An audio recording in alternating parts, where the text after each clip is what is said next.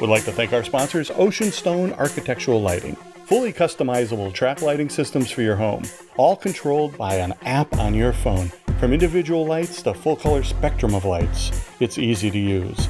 You can set timers for special events or seasonal lighting, and what I find really cool are the preset patterns and animation. To get a free quote for your home, go to oceanstonelighting.com. Welcome to the Quick Tap Rugby Outlier podcast. I'm Nate Augspurger. I'm CJ. I'm Chef Rock. The podcast that brings you an elite perspective into MLR rugby. Welcome back, ladies and gentlemen, to another episode of Quick Tap Rugby Outlier podcast. I'm your host, CJ, and I'm joined today again, another week of quarantine with my main man. Let me just put it this way. One of, if not the best scrum half in the MLR. U.S. Eagles 7s and 15s, and a San Diego Legionnaire. My man, my partner in crime. Proud one. Augspurger. What's up, Nate? Proud Legionnaire, man. Proud Legionnaire. It's good to be back on, guys. Good to be back on. Let me get my notes for my next host, because he's a long list of stuff I got to say.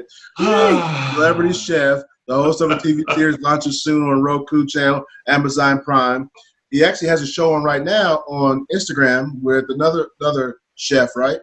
Correct. Amazing celebrity chef, Chef Rock. What's up, my brother? How you doing, man? How you guys doing? Feeling good. I miss you guys. A group hug. I mean, yeah. It's been too long. Listen, let's start the show off really quick. We got Nikki coming on from the San Diego Region. You know, we were doing a fundraiser to raise money and raise money for food and feed San Diegans because, you know, through this quarantine, a lot of people not working and all that stuff, and then a lot of people are suffering. So we decided to do a fundraiser. So we're going to have Nikki come on right now and talk about where we at in the stage of raising money, how much money we raised, what our goal is. This fundraiser ends soon, so we're gonna need your support. We're gonna need people to get out there and support. You know, so please welcome Nikki Pena of the San Diego Legion right now. Nikki. Word. Hi, how's it going? Hey, Nikki. So give us the update, what's going on, and where we are, and how we're doing, and you know, let our listeners know that what the effort they're putting in is paying off. Yeah, so things are going really well.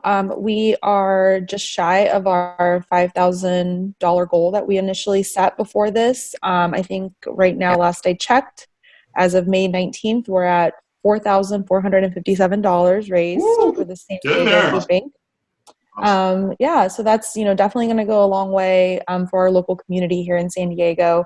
And so there's still about 10 days left to donate. We're closing it on May 29th. And, you know, at this point, we're just working towards our stretch goal. And who knows? Let's see how close we can get to $10,000. We got to make this final push, man. We got to go overboard here. Kudos to everybody who's been a part of it, though. Exactly. Man, filling up people's hearts, filling up people's bellies, you know? It's important. San Diego Food Bank needs our help. It's stretched to the limit. There's more and more people needing food that didn't really need it before. So it's good. Feels good to help out. You know. No, good job, Nikki. Man, I feel good that we're almost our original goal. And when we set a goal, you know, you want to at least get close to it or attain it.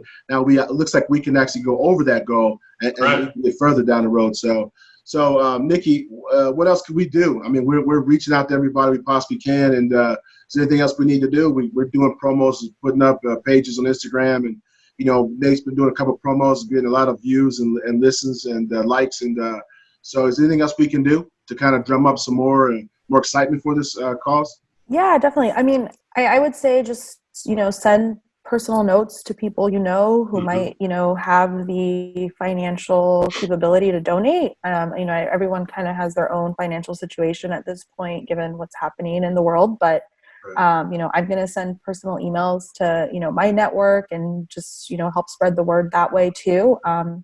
But it's pretty exciting to see how much just our Legion fan base and, you know, with Quick Tap's help, we've been able to get more people to support this really great cause. That's awesome. That's awesome. Our pleasure. Our pleasure. Well, actually, Nick, we'll have you come back on and when we get closer to the end and, you know, get the final push, you know, and really talk about it, and hopefully we'll get there. I got my fingers crossed. I know my mom even said she was going to donate. I was like, whoa. All right. Money. That's a good thing. You know what I'm saying? So I know. Twist somebody's arm, man. Twist somebody's arm. Don't be shy. Really. You know? Absolutely. So thank you, Nikki, for coming on, sharing it. Thank you, Nikki. We look forward to having you back as we continue to continue this progress down the road to meet our initial goal, 5,000, and to exceed that goal. Of course. Maybe we can, I can jump back on and we can help pick the winners that way too, because there's going to be some good prizes and stuff for people with Nate's famous autograph on there. So all right. Nate is very popular.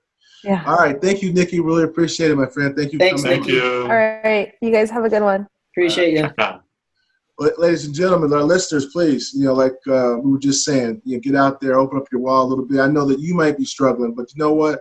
$10, $5 helps. All little bit helps. You know what I'm saying? Helps feed people. There are people. You may think that you don't have the give, but when you think about it and you look in your wallet or you look in your account, you've got money to give. And I'm not saying you have to give, but it's a good thing to help people when it's necessary. Right now, it's necessary to get through this crisis that we're going through. And it looks like we're going to be in it for a while, and hopefully the economy will get back on its feet and go forward. So we're going to let Nate introduce our first guest today. Obviously Nate is the man who brings all the celebrity guests to the show. He's the man. I'm the facilitator, you know what I mean? The man with the connections. I'll say this, too, about the virtual food drive, guys, is that San Diego has been known over the last couple seasons here to be known for winning, and it's going to be a win to make sure we get to that goal and the competitive side of me. But without further ado, we have a special guest coming on, a really good friend of mine, Ryan Matyas. San Diego Legionnaire through and through. He's played USA 7s and 15s. This guy is homegrown American talent to a T. Has a very similar story to me, as in, look at the entry. Read the book. What's up, Ryan? I'm introducing you, man. You look great. Thank you for having me. Yeah. Thanks for coming on. So Ryan's got a very similar rugby upbringing to me. His dad played, and he's been playing his whole life. And it's the one sport that's kind of stuck, and he's used his athletic ability and put his mind towards reaching goals that, both of us have spoke about how, we're just so lucky that we've been able to get an opportunity to be on this journey and achieve some of the things we've achieved, and we're still going. So Ryan Matyas is here. Me and him, if you guys haven't checked it out through the MLR social media, me and him both got to represent San Diego as game changers.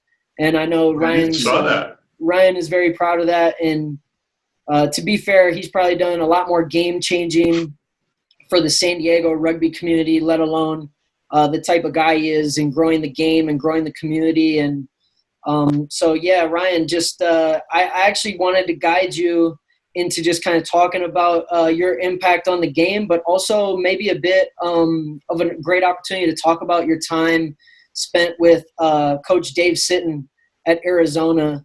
I think he was a coach. Dave Sitton has passed away. He was the Arizona Wildcats collegiate rugby coach.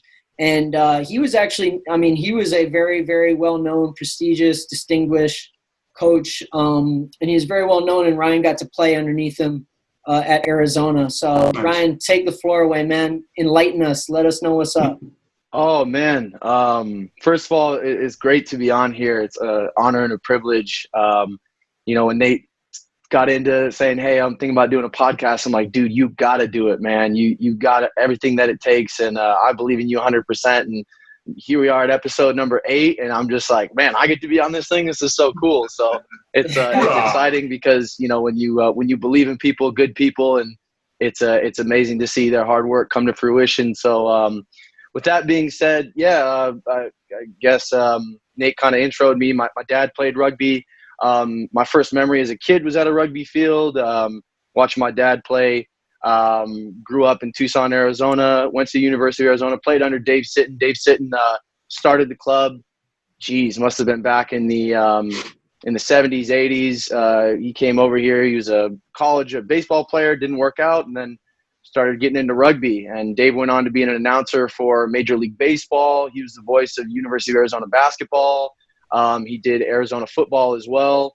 And just a big picture guy. Dave loved the sport. He brought so much attention and a lot of he was involved in getting some tournaments going on here in Tucson and really starting the rugby movement in Arizona. And so I was fortunate enough to play at the University of Arizona at his last year coaching after before he had passed away, and I had moved on to USA Sevens. But Dave was a huge influence for me in the coaching world, along with Salty Thompson. And the way he treated people, I mean, great story. We're sitting there freshman year, and this is kind of his famous speech. He goes, we're sitting around, there's 170 some odd kids in this room. And he goes, gentlemen, look around. He goes, unfortunately, half of you won't be here next year. You'll realize, you like school too much, or girls, or all the other stuff that can drag you away in college. Partying in Arizona. We're both. Yeah. And he goes, but for the men that do stick around, take a look around this room, because your groomsmen are in this room right now. And it's a telling tale through and through. You look at guys who play rugby. I mean, you build some of the best friendships and bonds that there is. And that's one thing that separates this sport from any other sport. I mean, the true camaraderie and respect, and it brings people together, and it brings good people to the sport. So I'm glad we now have you, Chef, and CJ joining the sport, joining the ranks of the Legion, and it's exciting. We're learning. Hey, right, CJ, we're learning. Hey, that putting a fire in our bellies there, Ryan. It's good, man. It's good stuff. Get the goosebumps out. Hey, everybody in my line at my wedding, I played rugby with. Everyone. There was nine of us. There was 9 of them. Nate was one of them. Wow. Sport is definitely a way for people to come together and connect. And when you play sports, no matter what sport it is, you make friends for life, because you're in the trenches with them. You got to trust them. You got to believe in them. And they got to believe in you. So, and rugby is one of those sports. Obviously, I'm learning. It takes a little bit more trust in other sports, but it's appreciated to have friends like that in the sport you play with. You have memories forever. Ryan, I'm glad you mentioned that, because I was thinking of that this morning, going, what we're going to talk about today. It's the brotherhood. I mean, I still keep in touch with guys I played sandlot baseball with, that I grew up with. I mean, with my brother, myself, my real brother, Dave. Every day during the summer we were playing baseball with whoever, or then in the fall it was football. We still keep in touch with all those guys. So I look at this sport as a real big thing about brotherhood, because you guys got to work, hand in hand, unlike football where you're going to bring a guy in as a substitute. Yeah, I mean, this is great. I'm learning a lot, and I see it, especially when we talk more with Nate as he becomes more and more transparent. We got to dig stuff out of him sometimes. He's a little shy. He's a little shy. Only kidding. Yeah. The exciting thing is about rugby is the intuition that you learn from other players, and I think that's what it separates it. It's almost it's been described as symphonic. I mean, the ability for players to anticipate where someone else is going to be. I mean, when you get to play alongside a guy for so many years, you know what he's thinking. I mean, there have been times where I know that I can do whatever it is I'm going to do. I know where Nate's going to be, and he knows where I'm going to cut and what I'm going to do to get into the position, to run a great support line. He does that time and time again. I mean, and it's that intuition as a player that you build through the years, but it's also that continuity, which rugby really brings out the best in sport. I mean, you do see it in football, you do see it in soccer, but I think, especially in rugby, is just it looks like it was a planned move, when really it's just he knows that, I do these, certain set of things, and he knows how to put himself in a position to get that ball.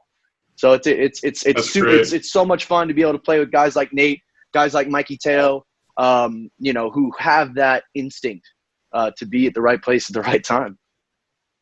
Nice. Yeah. Nicely said. We're a three-headed monster, man. Us three.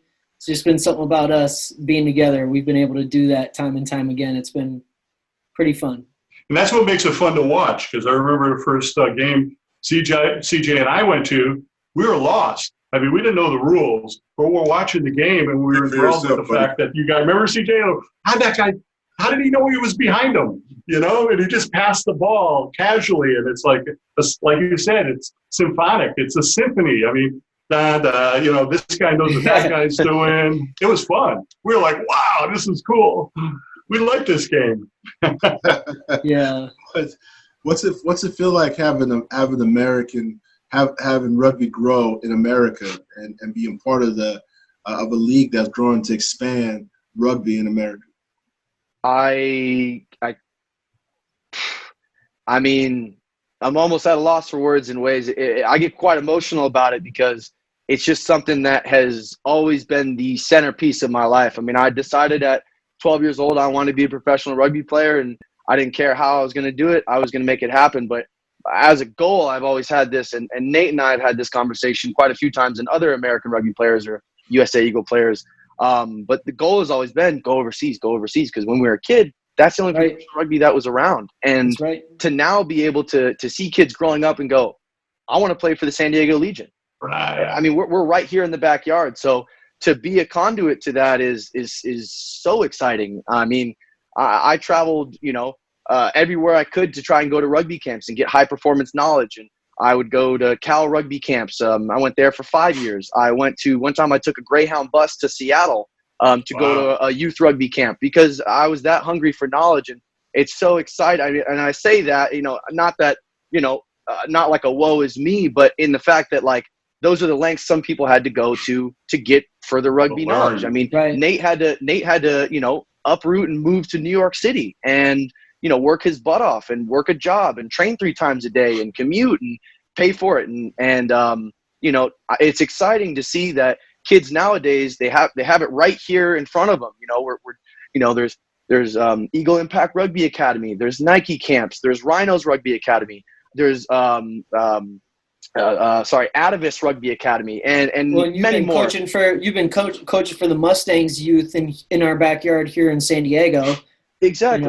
Which has been a great club side here that's going to grow some really good talent.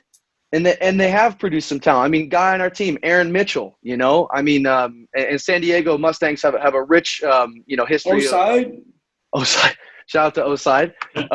They have a rich history of bringing some quality players through, but coming back is kids have those clear defined avenues now where it wasn't, you got to try and, hey, should I go and move to this place? Or, hey, what do you think I should do? And now it's like, no, there's, here's a professional team right here. We're defining those pathways and giving kids those opportunities. Like, hey, here's this rugby team. This guy's going to teach you what you need to learn. And here are the steps to get to the next one.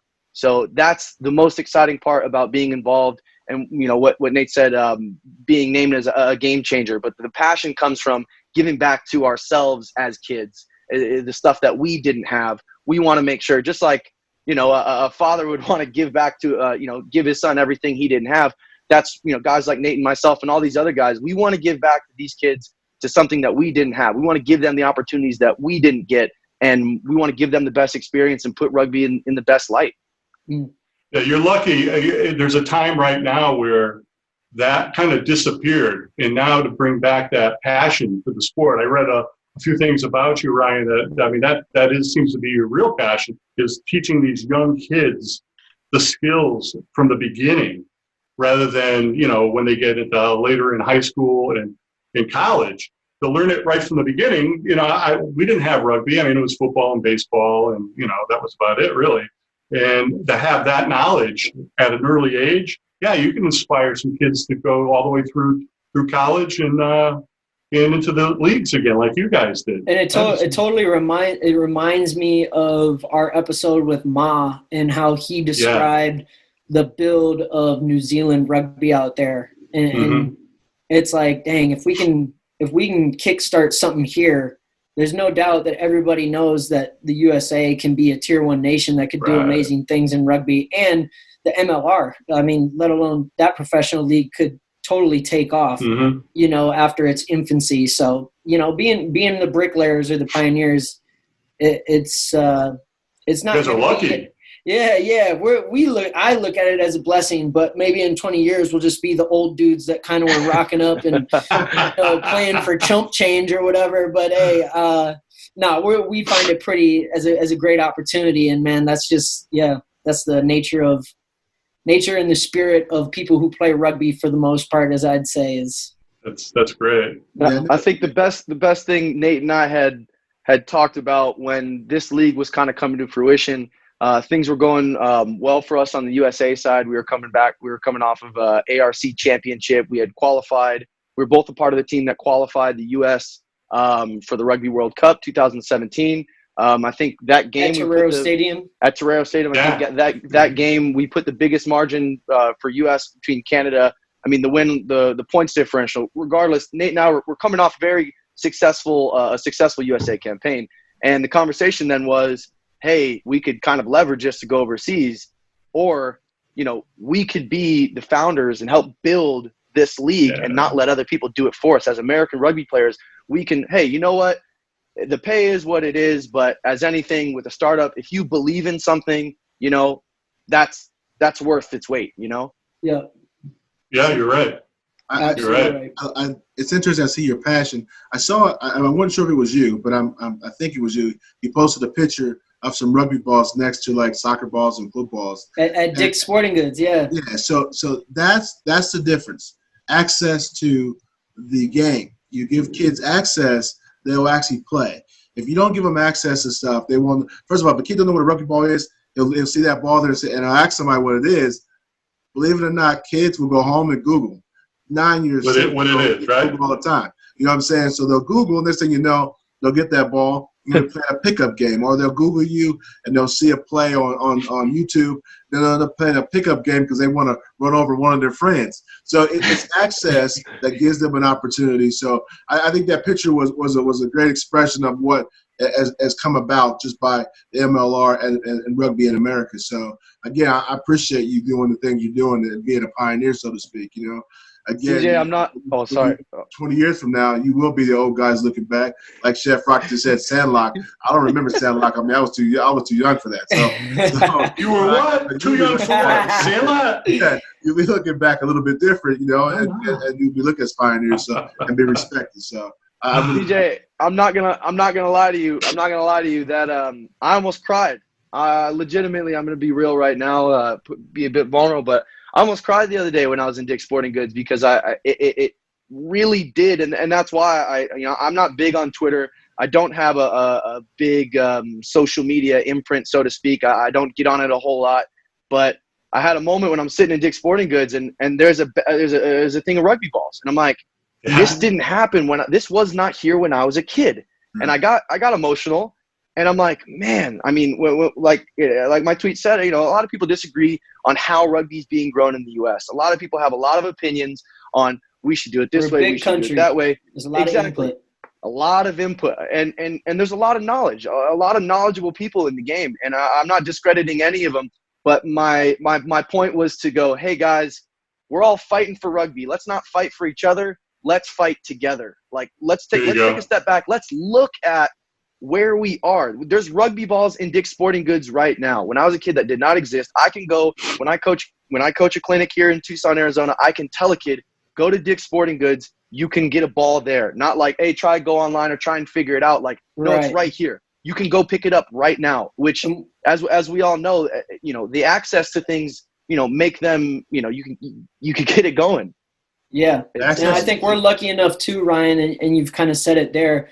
We're lucky as players to truly be in a position to make ourselves accessible, and we don't have to pick sides. Every region is building their pathway for kids to find rugby and go to college and play rugby, or go play professional, whatever their ambitions are. But just as players, man, I just love how you highlight that we take ownership in the fact that, like, I don't necessarily have to be involved in only one academy to do so. I want to be able to just, if a kid walked up to me on the street and they needed some rugby input, I'll give them a second. Ryan would do it. I'll tell you this right now. I know Ryan.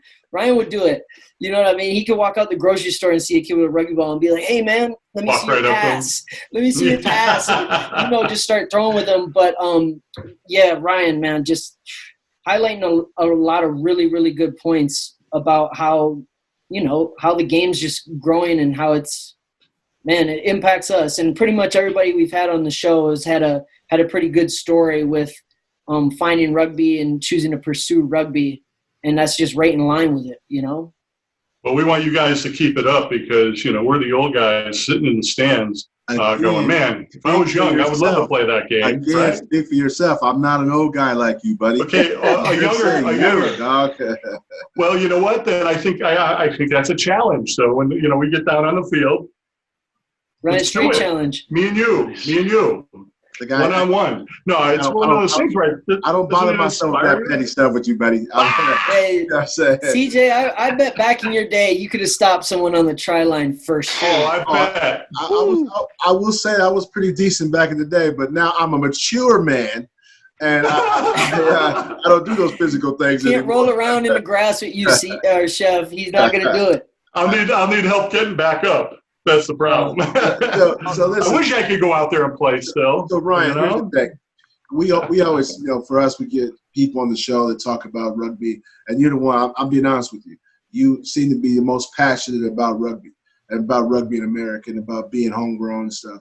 What doing this with Nate, playing with Nate, what's that mean to you? Because he's American too, and trying to build with you, and on the same team with you. And sharing those moments, what's that really mean for you?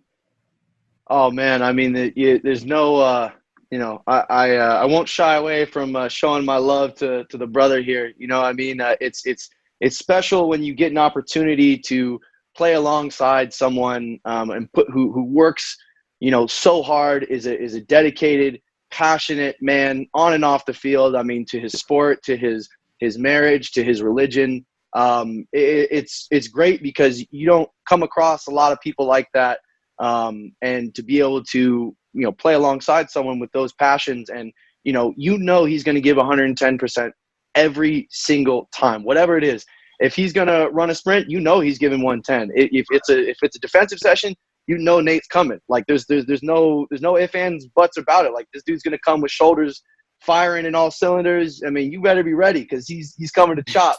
And hey, if it's time to eat, hey, Nate Dogg's gonna get down, and Chef Smoke's gonna put it down on the grill. Food on the table. Food on the table, exactly. So it's very special to be to share. We've been fortunate enough to play on a few teams together. New York Old Blue, San Diego Legion, USA 15s. And it is special. It's something that, I love, there's no secret. I love being a Legionnaire. I love being a part of this team, for the past 3 years. Again, no secret. I'd be on this team until they wheel me off the field. So that's Ryan, what my heart is. Let me chime in on that too, man. Let me chime in on that too, because it's funny. It's like things happen sometimes in the moment. Me and Ryan connected on a try during the Rugby World Cup qualifier, and we spoke on it. We blew Canada out. All right, it's the first time America qualified for the Rugby World Cup in the number 1 spot, and Canada didn't.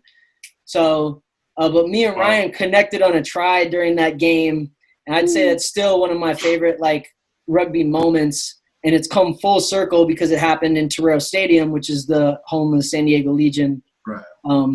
Our home field now.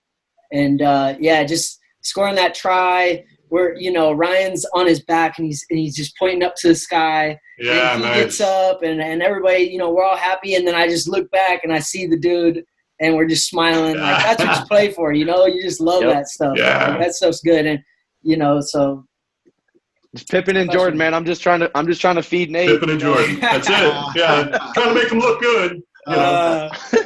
No, you guys should be. You guys are in a special place right now. San Diego never had rugby besides I'm back, and I used to go watch the games on Saturdays. And this from Australia, and I really didn't understand the game, but it was fun to watch. But now with Major League Rugby being here, and you guys with a team that you guys all played together, and all, Yes, I mean that's special, and San Diego's got to take notice, and that's one of the reasons I know CJ, Nate, myself, we all put this podcast together so that we can actually do an outreach to those people that don't know the game to get there and watch and really support. And I think once they do, they're hooked, man. This is gonna be huge. It's gonna be huge here in San Diego. That's what's also exciting. We make efforts. We make efforts to go and catch those on-back games and stuff. And I think I mean, on-back, Old Aztecs, the San Diego Surfers, all these clubs. Like, dude, I've stood on the side of rugby games.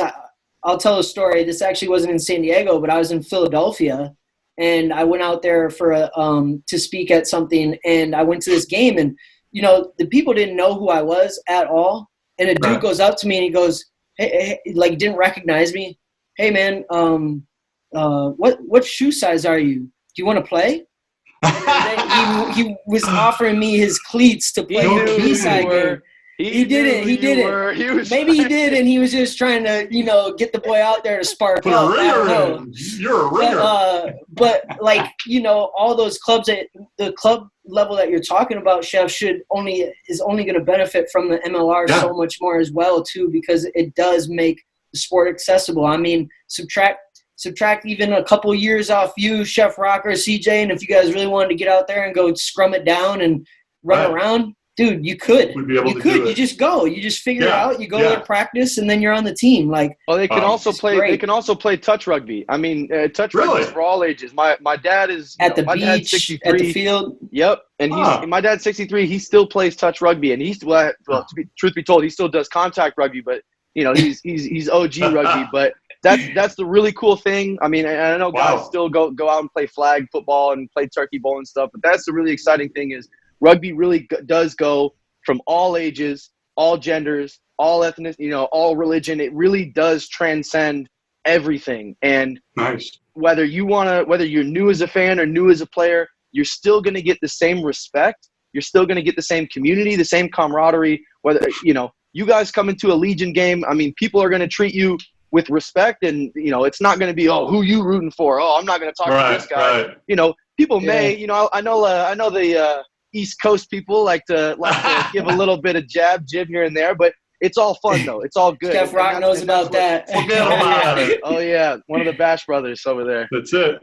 How you doing? All right? How you doing? I'm doing good. How you doing, man? Forget about it over here, huh? Ryan, you're good. You're good people. What's your favorite hot dog? You eat hot dogs. Ryan, come on, give him a Godfather. Give me a Godfather. Give him a Godfather, Ryan. Come on. Come to me. Talk to me. My daughter's winning, and you ask me to come on this podcast. I grant you this request. I didn't know who you looked like until now, man. He said, I grant you this request. You got it. You look like somebody. That's right. Leave the gun, take the cannolis. I like it. Right? That was good. That's funny, man. You're going to have a face-off. What else you got to give us, Nate? So Ryan is actually the head honcho of Ocean Stone Architectural Lighting. That is his company. That is his business. No kidding. He is our sponsor. So let's. Yeah. Thank you. You light up my life. Guys, we talk about all this rugby stuff and his passion and all these things, but Ryan is truly one of the people that I know when he sets his mind to things, when he's focused and he's dead set on something, he goes for it. And I just think it's something very admirable to be able to be on this whole journey, and then along the way find yourself getting your own business or getting another avenue that's going to support you, your family, and what you want to do in the future. So it's a hat tip to Ryan, but yeah, it's really, it just highlights the amount of character and perseverance that this guy shows on a daily basis. And congrats, Ryan. If it hasn't been said before, Ryan, I'm proud of you. You know, we're all proud of you. We love you. Hey, well, it was a no-brainer when, like I said, when Nate got had the idea of potentially getting involved in a podcast, and it was a no-brainer for me to try to jump on as a sponsor. I mean, when you believe in people, when you believe in things, it's going towards a good place. And I knew, I believe in Nate. I believe in this podcast.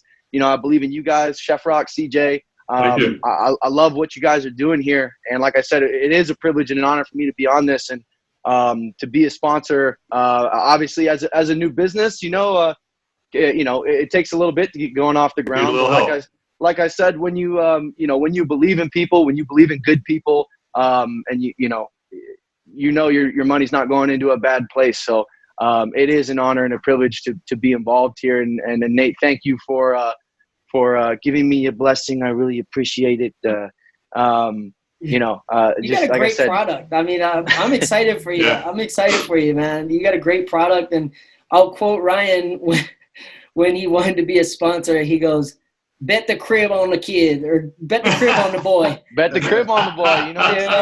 We may be in the hole, but if you believe, you believe in good people, hey, it's worth it. It's worth everything. Bang, bang, boom. It's true.